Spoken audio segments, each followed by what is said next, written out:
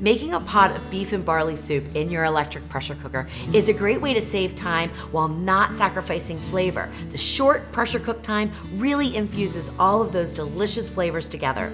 And in this recipe, I put a Louise twist on it. Welcome to the Salted Pepper, where we cook for real life using real food and we keep it real simple. Today we're gonna make a very simple recipe for beef and barley soup, but I'm gonna put a little twist on one of the ingredients. It might not be something you're used to doing, but let me tell you, it took my regular beef and barley soup recipe to a whole nother level. But first, let's get started with preheating the pot. I am using the newer Ninja Foodi model in this one because I've been asked so many times to use it, and I thought this is a great way to figure out, is it gonna cook exactly the same as the older models? Because this recipe was tested in the 6.5 quart Ninja Foodi that is the older model, the 2-lid model. So we're gonna find out today together whether there's any changes that should be made. I don't think so though. I think it's gonna be perfectly fine. This is the 8 quart. Now this is not the Ninja Foodi that I can program the pressure release, okay? I'm not using that one today. So this is just the basic model. I think it's the OL601. All right, so the first thing we wanna do is get the pot heated. And I also should say, definitely you can use your Instant Pot for this too. You can use a 6.5 quart, 6 quart, 8 quart will be perfectly fine for the amount of ingredients. So I'm gonna go ahead and put in about a tablespoon of olive oil. You can preheat your pot first and then put in your olive oil, but for this recipe, I don't think it really matters which way you do it. So we're gonna turn the Ninja Foodi on.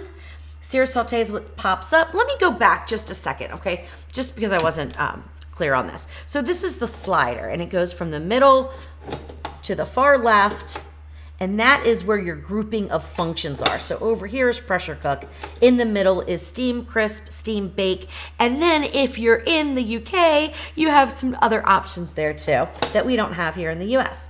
And then these are your, basically like your stovetop or oven settings. And that's where the sear saute is gonna come in. So I'm gonna go ahead and open the lid. And let's see, that's kind of an interesting thing too. With the lid closed, you'll see air fry will light up. Then you can just turn this. And I've already done a demonstration on this. I'm not gonna get into details, but I just saw something kind of nifty that I thought I would share with you. As soon as you open it up, it switches over to sear saute because that's what you would use the sear saute with the lid up usually. You can't air fry with the lid up or use any of the other functions. So it just immediately defaults to that. So I thought that's kind of cool. All right, we are gonna stay on high and hit start. All right, sorry about that delay for those of you who are well-versed in using this, but I like to give little tidbits of information along the way. All right, beef and barley soup. Let's start with the beef. This is 1 pound, about 1.25 pounds actually, of stew meat. You want your stew meat to be in bite-sized pieces. And mine are about this size, which is about maybe 2 inches by 1 inch. This is the size that I like in my soup. You can make them smaller if you want smaller bits of meat. Just keep in mind they will shrink as they cook a little bit. Now, if they're really large, because sometimes you can get them and they're really large, then you are gonna want to cut them up. I did not trim this or anything. So this is just, I bought stew meat and I just dumped it in and it's gonna be fine. Now I'm gonna season the meat with 1 teaspoon of fine grind sea salt and 1/2 teaspoon of black pepper. And I'm just gonna sprinkle that over the meat here. Now, if you want to really get some good flavor in your beef, I recommend seasoning it several hours in advance and then just popping it in the refrigerator covered. And that will really get the salt to start to penetrate and really season the meat. You can even do it the day before, that would be perfectly fine. But you can see I didn't do it beforehand. So we're gonna go straight into the hot pot with this as soon as it's hot.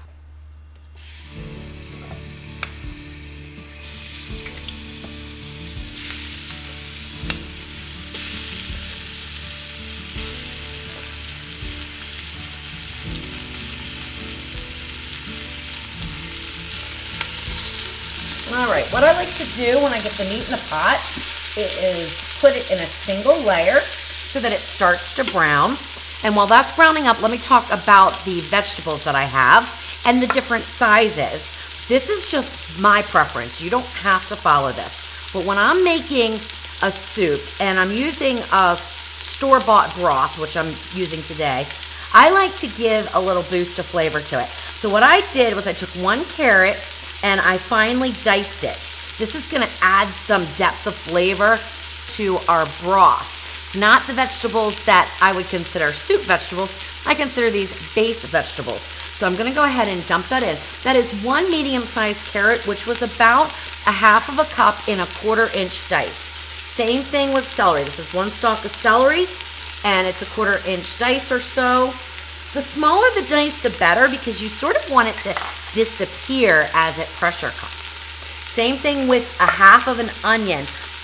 And then I save the other half because I use a little bit bigger pieces for the soup vegetables. So I'm gonna go ahead and put all of that in. And then, okay, so I said in the beginning a Louise twist, but actually I have two little twists to this recipe. And that is a little bit of an orange or a yellow bell pepper. You could probably use red as well. You want it to be a sweet bell pepper, not necessarily a green red pepper, although you could give it a try. I use those little mini peppers, and this is 2 of them. So I have an orange one and a yellow one. I really like the addition of flavor that adds. So that is one little twist to my recipe, but that is not the biggest twist. I'm gonna get to that in just a minute. I'm gonna go ahead and turn this beef around and get everything just simmering in there. We're gonna keep going on high sear saute while I talk about the rest of the ingredients.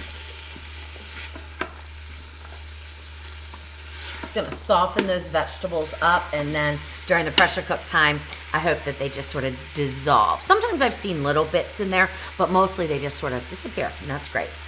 Now you can't have beef and barley soup if you don't put in barley. So obviously I'm gonna use barley here, and I have 3/4 cup. Now, if you're not a barley fan, you could absolutely make some adjustments in your timing, and you could use some white rice. So if you're gonna use white rice, I would just probably pressure cook about 3 to 4 minutes. If you wanna use wild rice or brown rice, you can go the whole 15 minutes like we're gonna do for the barley. Now I go ahead and add the barley in right now.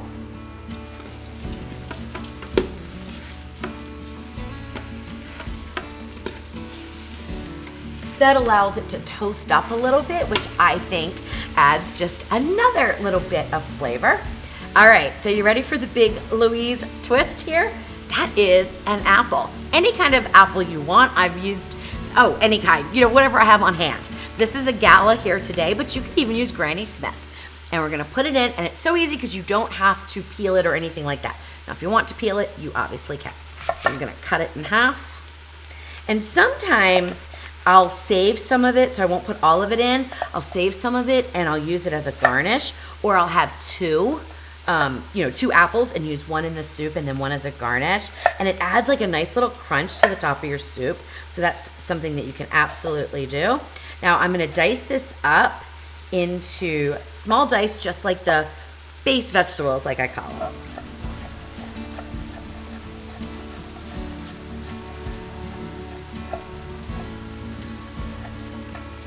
All right, that is good. And then I will go ahead and put those in right now. I'll finish up this apple, get it all in. We'll get some seasoning, some broth in, and we will start pressure cooking.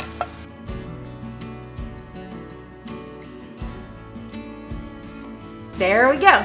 So now let's go ahead and stir this all around. Oh my gosh, it smells and looks so good. All right, seasonings. Now to go into the soup itself, I put 1 bay leaf. That's optional. I've done it with or without, so it's totally up to you. And then I have 1/2 teaspoon of fine grind sea salt, 1/2 teaspoon of black pepper, 1 full teaspoon of onion powder, 1 full teaspoon of garlic powder. Because remember, we have the salt and pepper still on that beef, so that's gonna help flavor everything. All right, so we're gonna dump that in now. 1 tablespoon of Worcestershire sauce. There we go. Mushrooms. I put mushrooms in mine. I absolutely love it. You can add them in, keep them out. It's up to you. I put them in before I pressure cook. They do really well under pressure, so they don't get soggy or anything like that, so you can put them in now. I quarter mine. These are baby bellas. I quarter mine. You can slice them, you can quarter them, you can put them in whole, however you want to put them in. You can use baby bellas, you can use button mushrooms, whatever you have, whatever you like. And I saved a little bit of apple for a garnish. All right, now, of course, we have to get liquid in here to be able to pressure cook. And this is all I'm putting in right now because I don't want my soup vegetables to become really soft and fall apart. So I'm gonna add 6 cups of beef broth right in there. I have tried this recipe with 4 cups of beef broth. It's delicious that way. So if you have the 5-quart Ninja Foodie and you want to make this recipe, you can make it exactly as written, just decrease to 4 cups and it's going to be perfectly fine for you. The only thing that I found is the next day I needed to add a little bit more broth to it. It just thickened up so much. So that's why I went to 6 cups. The other thing to think about if you're going to go to 4 cups is you might want to back off of some of your seasonings a little bit. So maybe shave 1/4 to 1/2 of a teaspoon off of the seasonings that I used. All right, now we're going to pressure cook. To do that, we have to turn the slider because this is the 1 lid model. This is the only time that you have to worry about this valve. So when you're doing any of the other functions, it doesn't matter if it's sealed or vented, but when you're pressure cooking, it needs to be sealed. The sealed position is when it's down in this little divot. That's been one thing I've seen on Facebook a lot is people are moving it all the way over because that's how the arrow goes, but that is incorrect. That's actually vented. It needs to sit right in this little divot here and it floats, okay? So it's not like it's, in tight or anything. It just floats there and that is sealed. All right, another thing that maybe you guys have figured this out, I have not yet, and that is switching functions isn't quite as easy as it is on the other model. So on the other model, I can go right from sear saute to pressure cook without turning the unit off. But I have not been able to figure that out. It's blinking up here, air fry stovetop. That's because I had the slider over here. Now, see, it's resuming its time. But I can't just move and change functions. It says slider, there. So anyway, I just turn it off, turn it back on. It's kind of inconvenient a little bit. So you don't have to turn it on and off. You just have to hit the start stop. It's a little inconvenient, but it is what it is. All right, we want to pressure cook on high and we're going to pressure cook for 15 minutes and hit the start button. When the 15 minutes is up, we will do an immediate release of pressure. Then I'll add in the soup vegetables. We will pressure cook for 0 minutes and then soup is done.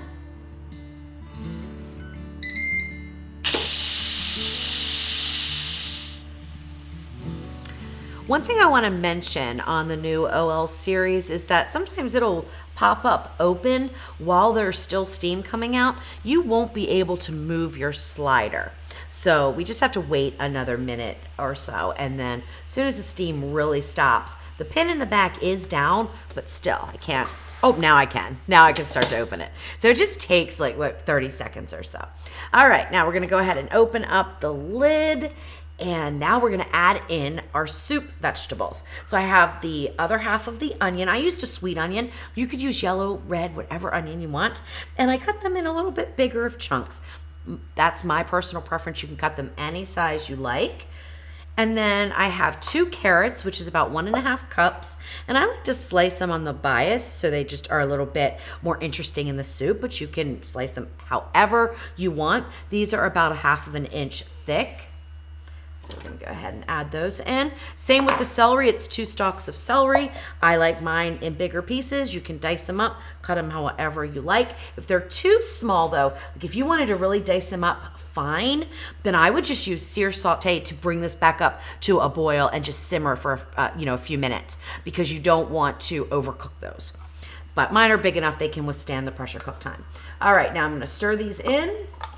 If I see the bay leaf, I will take it out now so I don't forget later, which I did. Very good. Oops, that's my bowl.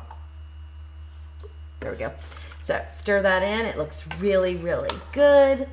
Oh my gosh. And now we're gonna pressure cook for 0 minutes. That's going to bring the pot back up to pressure, but not actually pressure cook. We're just gonna bring it back up to a boil, build the steam, and then it will say 0 and then turn off. And that's what I like to do when I have quick cooking vegetables and sometimes pasta like angel hair, I'll do 0 minutes. So to do that, we need to go back over. Now let's see, will it let me? Nope, I gotta start it again here. All right, so you have to end and then restart. So we take our slider back over, high is what we want, but we're gonna take our time down to 0 minutes. Now it's not gonna take as long to come to pressure as it did the first time because our soup ingredients are, our pot's really hot already. So it's probably gonna take about 5 minutes, if that, and then it'll immediately go from 0 to keep warm. We'll vent again, immediate pressure release again, and then we'll be ready to serve our soup. And I also always like to mention how long it took to come to pressure. The first time that we pressure cooked, it was 14 minutes. So 14 minutes followed by a 15-minute pressure cook time. So this soup is gonna take about an hour to make from start to finish. All right, there we go.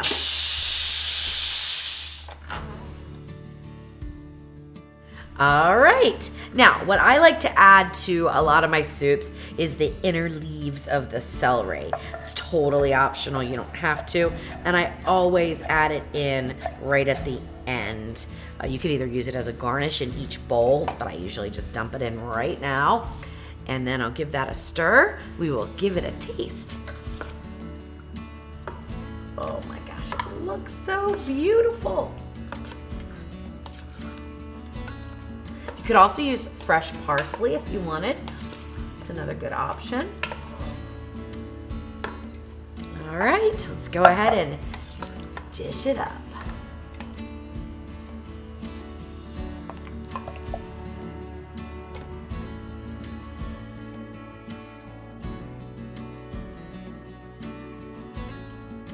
So this batch makes about 12 cups of soup. And I do need to let it cool off a little bit. But while I'm waiting for that, I want to test the texture of the carrots. They seem soft but not mushy, so that's good. And the celery, nope, seems fine.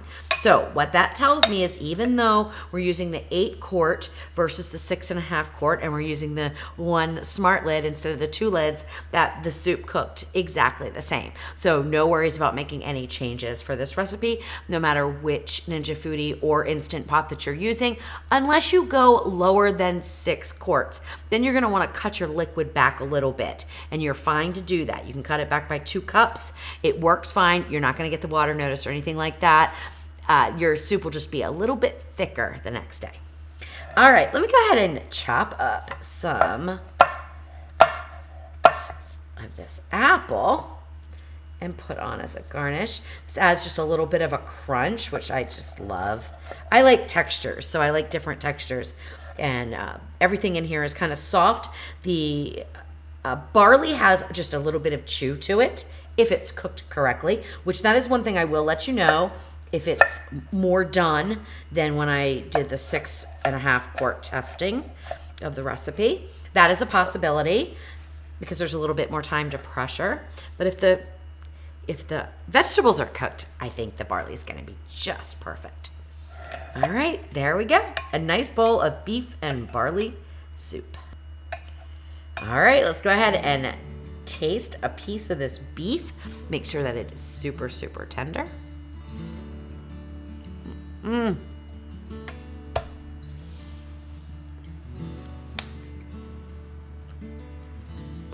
Perfect.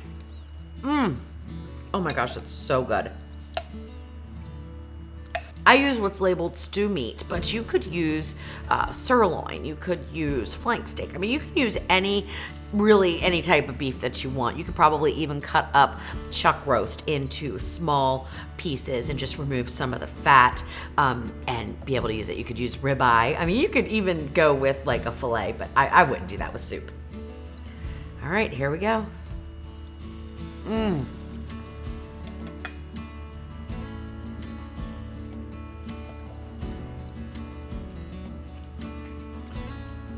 I love it.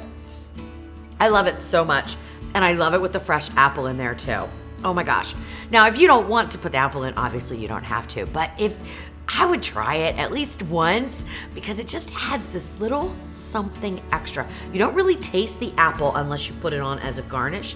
It just sort of disappears into the soup base. But oh my gosh, it's so amazing.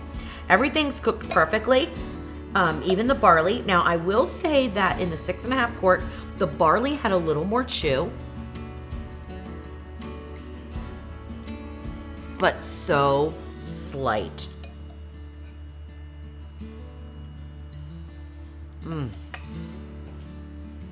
Perfectly cooked. Everything's delicious.